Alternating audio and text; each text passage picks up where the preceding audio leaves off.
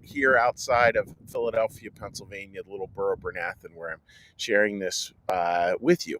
And today, it was fun. I was putting stuff together and thinking about what I want to talk about today. And it was interesting. Yesterday we talked about this famous biblical passage, the voice of one crying in the wilderness, prepare ye the way of the Lord. Sort of this preparation. This is getting ready for Advent, this prophecy, and talked a little bit about the wilderness. And then there were so many good comments and so many interesting messages from people. And I thought, you know what? We got to do wilderness part two. Because one of the comments that really struck me was Mary wrote about, the idea of the return to the wilderness, this idea it's something we go back to. And I think that's really true. I do find that life, for most of us, it's not this linear progression where it's like, okay, step A is wilderness, step B is promised land. Once we get past step A, then we'll go to step B. It doesn't work that way. I mean, we hit the promised land, but it has its own challenges. And life just seems to work that way, much more cyclical, but the cycle, I think, is constantly going up. It's cyclical. It's part of life, and we do return to the wilderness again. One of the really subtle parts, and this isn't about the Christmas story per se, one of the really subtle parts of the Bible is that when Jesus chooses to get baptized, he actually comes out of the promised land, quote unquote, out of the promised land, out of the sacred center, Jerusalem, and goes back into the wilderness. Now that's really interesting to me. And there's just something about that, right? So thought with that is of interest to me is the idea that this wilderness time, this idea of crying in the wilderness, like what does that exactly mean? So this morning I did a little research, and I was thinking I gotta see this for Christmas next year because it's such an interesting point. So the word there, crying, voice of one crying in the wilderness. The word crying there has the idea of a call using invoking kind of God's name. And it also has a secondary definition. This is a little mind blowing, I think, for me. And I like biblical geekdom, and this is one of an invitation.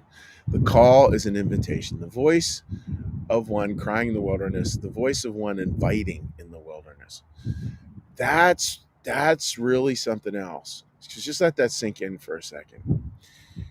If you're in a wilderness time, and I know some of you are, all of us are at different times, but if you're really in the middle of that, where's the invitation there? Like, where's the invitation? It's kind of an interesting question, because that idea that there's an invitation there, and it's an invitation, something I'm going to be preaching about soon. It's an invitation, yep, to life anew and peace, hope, joy, love. It's an invitation to all those things. And thinking today in particular about that deep rhythm of joy that people oddly can develop over time in times that feel like wilderness. They can get a bass note because I've seen it, and it's sort of not circumstantial based. There's just a trust that starts to happen. Uh, I had a I had a beautiful conversation with a couple yesterday, and really nice breakfast. He was telling me a story about his dad parachuting out of a plane during the Second World War because the plane was crashing, and jumping out of the plane, and I'm paraphrasing here, obviously, okay, God, you have this. This is yours. You've got this. Whatever. I'm committing my life into your hands. I think that's part of a wilderness time, right? And not, maybe that's too extreme. It's an extreme event, but those times that are so challenging, there is this feeling of just kind of stepping out of the plane and like, all right, God, you got this, because I don't. And that beautiful prayer, out of the 12-step tradition. I can't, you can, I'm asking. I can't, you can, I'm asking. And there really is an invitation there to a very different way of viewing life. And I stumble here kind of in my mind. I think, God, I get the right words for this. I don't know whether I am or I'm not, but there there just really is an invitation there, and I see it over and over again. And it's interesting with the Advent story. The Advent story, and it gets preached on a lot, but it needs re-emphasized as well every year.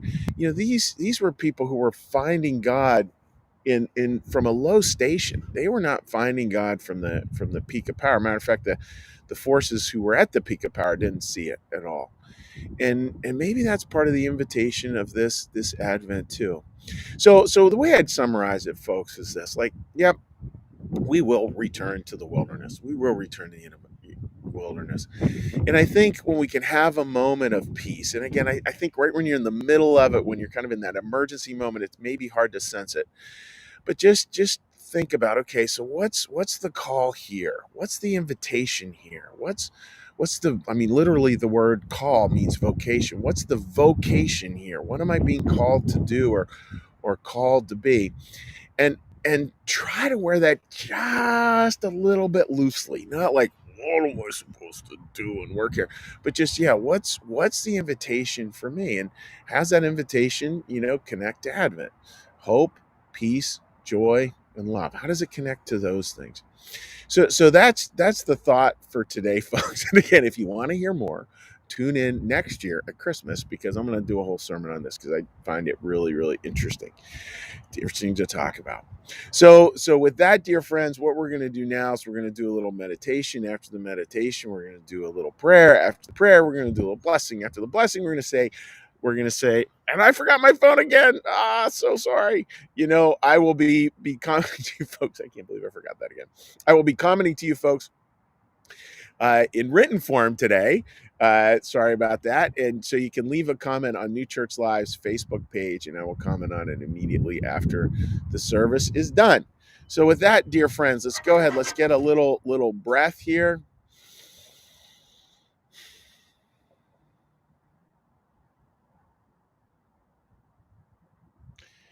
Listen to the bell.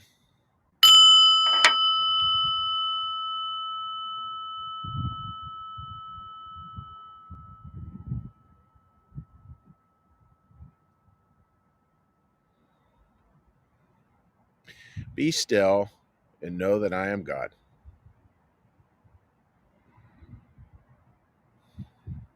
Be still and know that I am.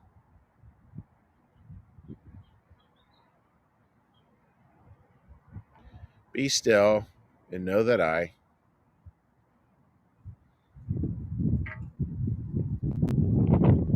Be still and know that.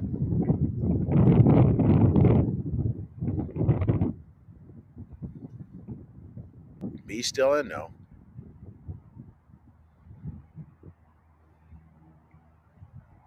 Be still and.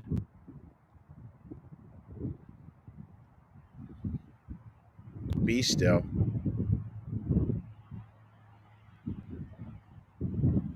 Be.